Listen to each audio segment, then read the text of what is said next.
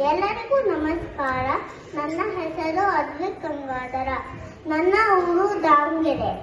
ದೋಸೆ ದೋಸೆ ಬೆಣ್ಣೆ ದೋಸೆ, ದೋಸೆ ದೋಸೆ ಬಿಸಿ ಬಿಸಿ ದೋಸೆ, ದೋಸೆ ದೋಸೆ ಕರಂ ಕುರುಂ ದೋಸೆ. ಯಾರಿಗೆ ಬೇಕು ದಾವಣಗೆರೆ ದೋಸೆ? ಧನ್ಯವಾದಗಳು. ನನ್ನ ಊರು ಕೊಡಗು.